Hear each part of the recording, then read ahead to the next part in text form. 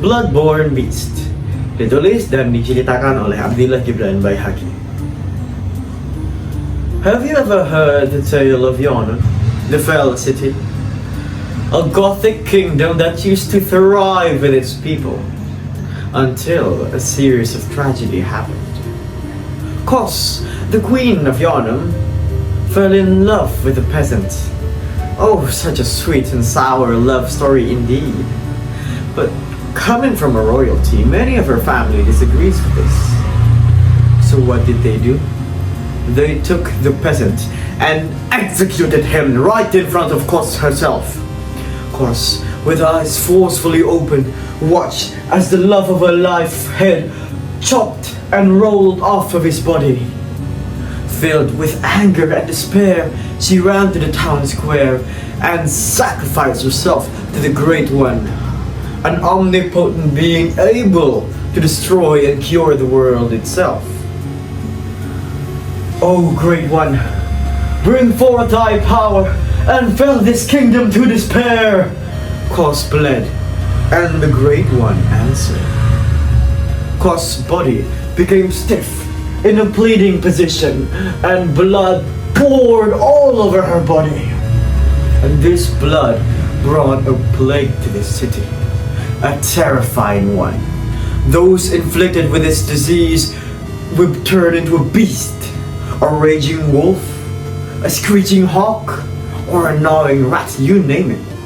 This beast will prey upon the first thing that passes their eyes. For years and years, this beast has terrorized the populace of Yunia. People were hopeless. They were desperate. Until they arrived. The Venator, hunter of beasts. As the kingdom of Yunia fell into despair, the church decided to take action. Ludwig, the head of the Yunia church, led an armada of Templars, knights who are willing to sacrifice their lives for the good of Yunia. With the leadership of Ludwig and Thomas, his right-hand man, they set off to the town with the goal of cleansing Yunia of these benevolent beasts.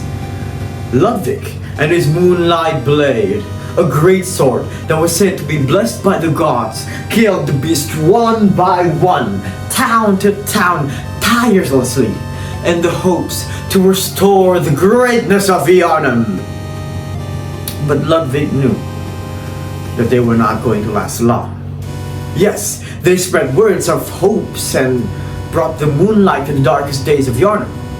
They shout, "Fear not, for us the Venator has arrived, and we will cleanse Yunia of these benevolent beasts." These words were uplifting and brought hope to the people of Yunia. But then again, Ludwig knew that they were not going to last long. They were running out of resources, and those beasts aren't.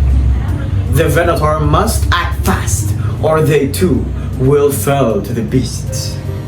So, Thomas decided to propose to Ludwig.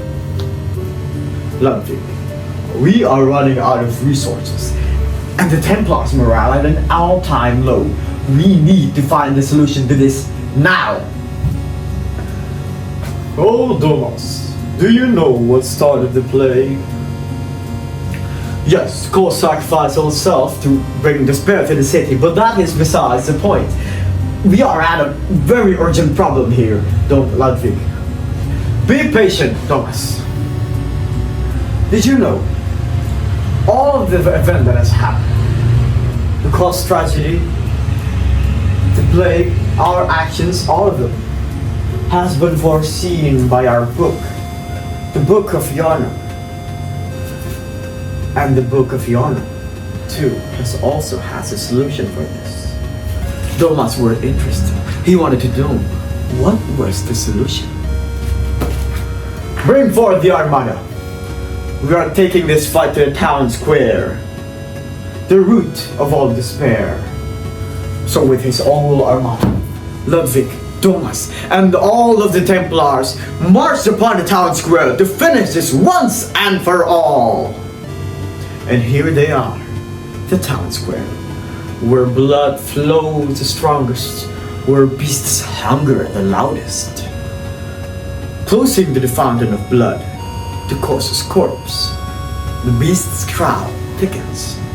Though mindless, they seem to protect the fountain in unison, hardening their efforts to close into the fountain, as if something or someone is controlling them.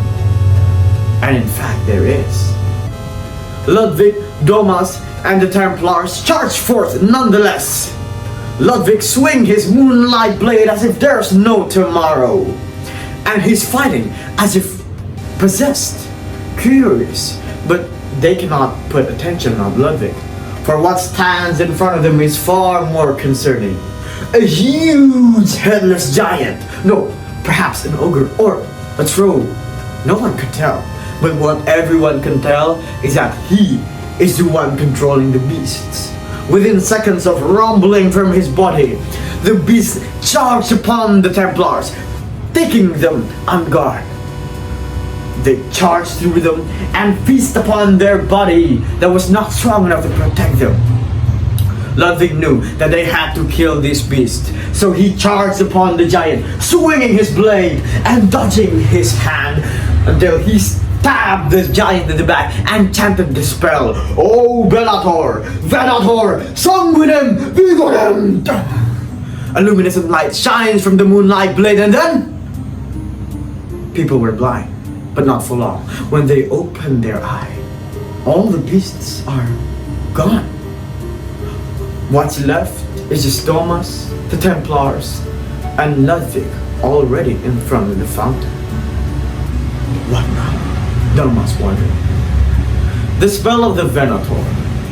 The spell that was chanted by Ludwig in a moment of distress. This spell was said to be revealed by the Book of Yarno. A very strong spell against beasts, yes, but everything comes with a price. For Ludwig to chant this spell, he must sacrifice his left arm, and that he did. And now he dragged his body across the floor, nearing to the fountain, without one appendage. Domas and Templars drew near to the fountain. Their hearts, they are very tired, but their hearts are in full suspense. Is victory finally near? They wonder. Here they are. Ludwig without an appendage. He's bleeding too much. I need to help him, Domas wondered. But no, his act of kindness was rejected by Ludwig. And then Ludwig, with only one arm, he ripped through the fountain of blood, taking from the womb of Kos a baby. What? How? Behind the weeps and cries of the baby, Ludwig explained. The bastard child of Kos and the peasant. This was foreseen by the prophecy. And now, Domas and the Templar, still in awe from the explanation of Ludwig, saw that Ludwig, the saint, the savior, the messenger of Yarnum, eats the baby. He ripped his arm to the baby's body and chewed it one by one. Intestines, the appendage, hands, head, all of them. The Domas and Templars could only froze, traumatized and terrified of what they are witnessing. But when they snapped out of it, none was left. So, not long after they could see it, something was happening to Ludwig. His body is twitching, it's all shaking, and suddenly his body became bigger and bigger. His body and head became deformed into a centaur with a horse head. No one knew what was happening, but Ludwig kept turning, became bigger and bigger until he was enormous. He turned into a beast. With his moonlight blade in arm, he neighs, a squeaking one. And Domas and Templar could not believe what they are witnessing. The messenger of Yarn, the savior, Ludwig, turned into a cursed beast. Once again, the moonlight of Yarn fell into the arms of the Bloodborne Beast. And now, All that's left for Domas and the Templar is nothing. As an ominous laugh came from the skies above. That is end. Thank you.